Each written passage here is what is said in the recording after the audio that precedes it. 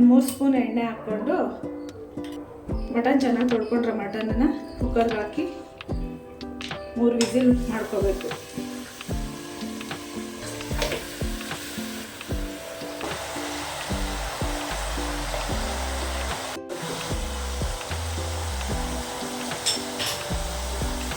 ಎಲ್ಲ ಮಿಕ್ಸ್ ಮಾಡಬೇಕು ಇದನ್ನೆಲ್ಲ ನೀಟಾಗಿ.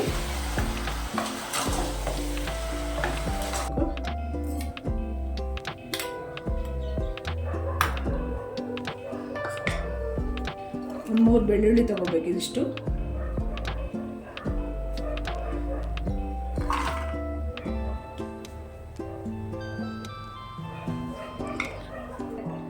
ಈರುಳ್ಳಿ 1 ಕಪ್ ಅಷ್ಟು ಈರುಳ್ಳಿ.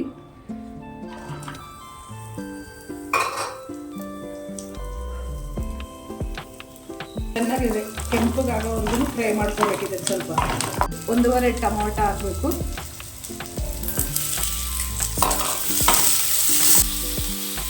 1.5 ಇಂಚಷ್ಟು ಶುಂಠಿ ಹಾಕ್ಕೋಬೇಕು.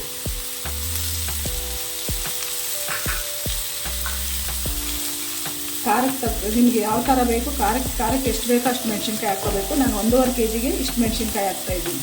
ಮೆಣಸಿನ ಪುಡಿನ ಹಾಕ್ಕೋಬೋದು, ಮೆಣಸಿನ್ಕಾಯಿನ ಹಾಕ್ಕೋಬೋದು, ಆದರೆ ಇದು ಟೇಸ್ಟ್ ಬರುತ್ತೆ ಮೆಣಸಿನ್ಕಾಯಿ ಹಾಕ್ಕೊಳೋದ್ರಿಂದ. ಗಸಗಸೆ 1 ಸ್ಪೂನ್ ಅಷ್ಟು ಹಾಕ್ಕೋಬೇಕು. ಒಂದಿಷ್ಟು ಲವಂಗ ಹಾಕ್ಕೋಬೇಕು, ಖಾರಕ್ಕೆ ತಕ್ಕಷ್ಟು. ಮೆಣಸು ಇಷ್ಟು ಹಾಕ್ಕೋಬೇಕು.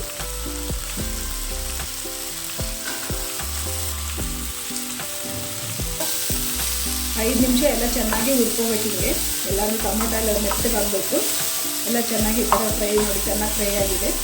ಈ ಥರ ಆದರೆ ಸಾಂಬಾರು ಚೆನ್ನಾಗಿ ರುಚಿ ಬರುತ್ತೆ.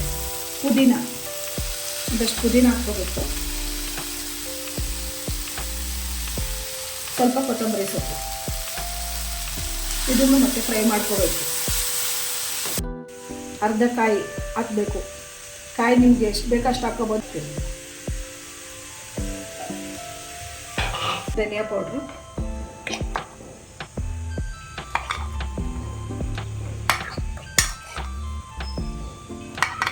ಮೂರು ಸ್ಪೂನ್ ಧನಿಯಾ ಪೌಡ್ರು.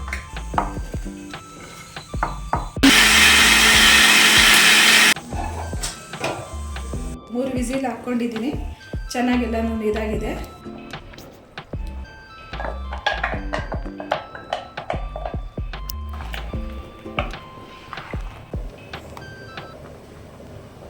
ಆಗಲೇ ಸ್ವಲ್ಪ ಮಟನ್ಗೆ 1 ಸ್ಪೂನ್ ಉಪ್ಪು ಹಾಕ್ಕೊಂಡಿದ್ರಿ. ಈಗ ರುಚಿ ನೋಡಿಕೊಂಡು ನಮಗೆ ಎಷ್ಟು ಬೇಕೋ ಅಷ್ಟು ಉಪ್ಪು ಹಾಕ್ಕೋಬೇಕು. ಮಟನ್ ಸಾರಿಗೆ ಚೆನ್ನಾಗೆಲ್ಲ ಬೆಂದಿದೆ. ಲಾಸ್ಟಲ್ಲಿ ಸ್ವಲ್ಪ ಕೊತ್ತಂಬರಿ ಸೊಪ್ಪು, ಸ್ವಲ್ಪ ಪುದೀನ.